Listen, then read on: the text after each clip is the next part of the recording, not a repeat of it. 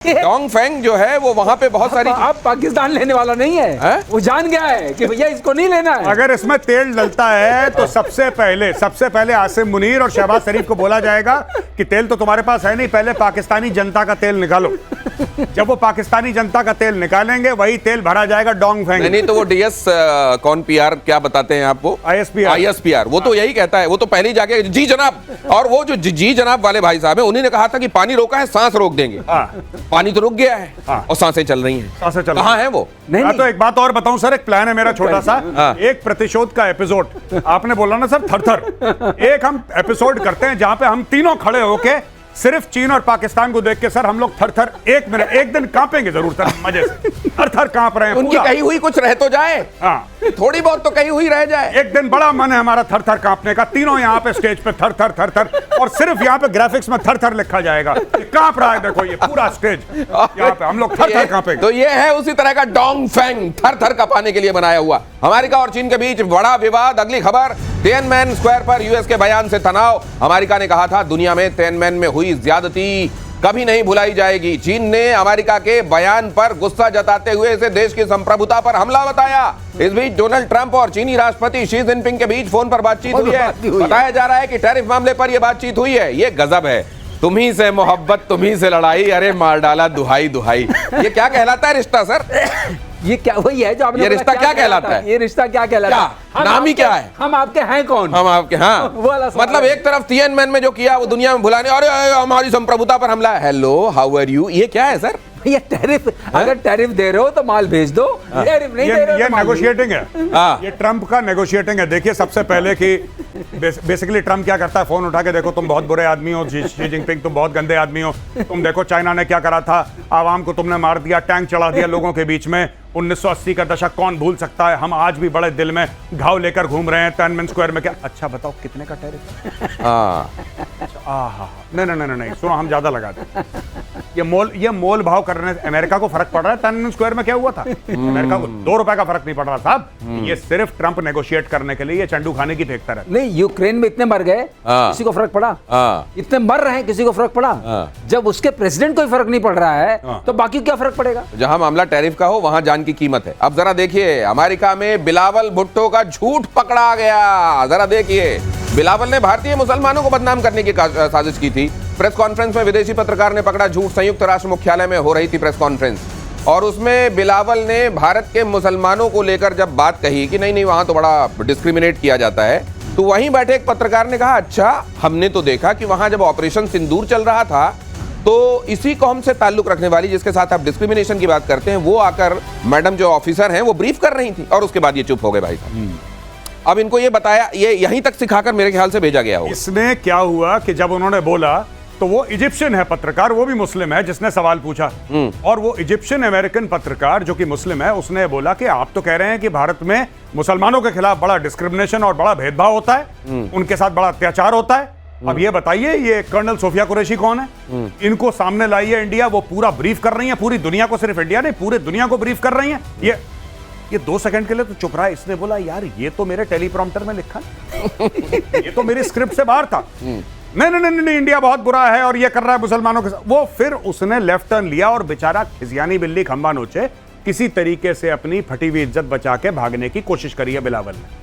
आप बहुत अच्छा बोलते हैं, फटी हुई इज्जत जो बिल्कुल नहीं है वो भी फट गई। तार तार चीथड़े ये चक्रवर्ती तरीके से फट रही है। और बकरीद पर पाकिस्तान में अहमदिया मुसलमानों पर ज्यादती। अगली खबर, बकरीद मनाने से रोकने के लिए हलफनामा।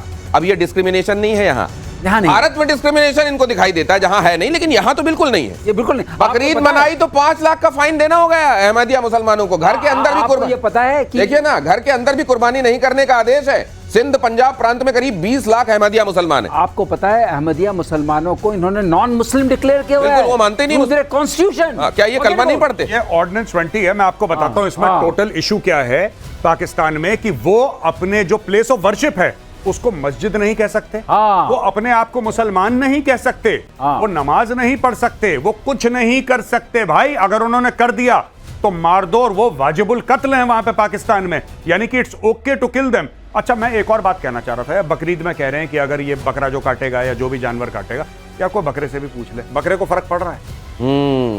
कि जो काटने वाला मुझे अहमदिया है कि अहमदिया नहीं, उसको बकरे को तो बेचारे को, हाँ उसको तो कटना है। सचमुच। तो बकरे का भी थोड़ा सा मुद्दा उठाना है, थोड़ा पॉइंट ऑफ व्यू उसका भी ले लिया जाए, बकरे का भी पॉइंट ऑफ व्यू ले लिया जाए। बकरे से हाँ। कोई नहीं पूछ रहा है। और शायद अगर उसकी जुबान होती तो कहता कि सबसे प्यारी चीज की कुर्बानी देने के लिए कहा गया था। वैसे तो पूरी साल भर मैं प्यारा नहीं रहता, अचानक मुझको लाकर बांधते और कहते हो यही मेरा सबसे प्यारा है, और फिर उसके बाद मेरे साथ क्या होता है वो दुनिया। पॉइंट ऑफ व्यू उसको भी तो लिया जाए। भारत की पाकिस्तान पर एक और कूटनीतिक स्ट्राइक। अगली खबर देखिए, मलेशिया में पाकिस्तान की नापाक चाल फेल। मलेशिया में भारतीय प्रतिनिधिमंडल को रोकने में लगे थे पाकिस्तानी। मलेशिया ने पाकिस्तान की अपील को ठुकराया। यह खबर हमने आपको कल बताई थी, आज दोबारा इसलिए दिखा रहे हैं क्योंकि अब पूरी दुनिया में इसका रिवर्बरेशन हो रहा है कि देखो पाकिस्तान क्या क्या करता है। पहले भारत के ऊपर डिस्क्रिमिनेशन का आरोप लगाता है, जहां भारत का डेलीगेशन जा रहा होता है वहां अगर मुस्लिम बहुल है, बड़ी उस तरह की कंट्री है, तो रोकने की मुसलमान का हवाला होकर देने की कोशिश करता है। अपने अहमदिया को क्या कर रहा है, बलोचों को क्या कर रहा है, आप देख रहे हैं, और वहां कहता है तो मुसलमान भाई हो। आपको एक बात पता है पाकिस्तान ने क्या बोला? जब मलेशिया ने यह बोला या पूछा कि भाई क्यों रोकना है ये इंडिया के डेलीगेशन को, क्यों, आखिर कारण क्या है, तो वही बात उसने बोली कि देखिए आप भी मुस्लिम हैं, हम भी मुस्लिम हैं, तो भारत को रोकना हमारा फर्ज है। तो वही चीज जो मैंने कल समझाई थी मैं दोबारा कहना चाहता हूं। मलेशिया ने बोला अपनी औकात में रहो। 20 अरब डॉलर से ज्यादा की भारत के साथ ट्रेड है, तुम्हारे साथ कितनी है भिकमंगो? मिस्टर भिकमंगा, मिस्टर बिलावल, आप बताइए आपके साथ कितनी ट्रेड है? ये पीठ पीछे ऐसी बात हुई होगी, ये तो मैं एडलिप कर रहा हूं लेकिन मैं एक बात बता रहा हूं कि पाकिस्तान एक मौका नहीं छोड़ता जहां पे उसकी बेइज्जती हो जाए। वो बेइज्जती का मैग्नेट है पाकिस्तान। चुंबक जैसे चुंबक पकड़ता है ना लोहे को, पाकिस्तान बेइज्जती पकड़ता है। जहां छोड़ दो इनको, खच खच खच खच, पूरा ऐसे बेइज्जती बेइज्जती बेइज्जती बेइज्जती। लो लो लो, आज मजा नहीं आया। इनको भेजा जलील करने के लिए, बेचारे होकर आ गए।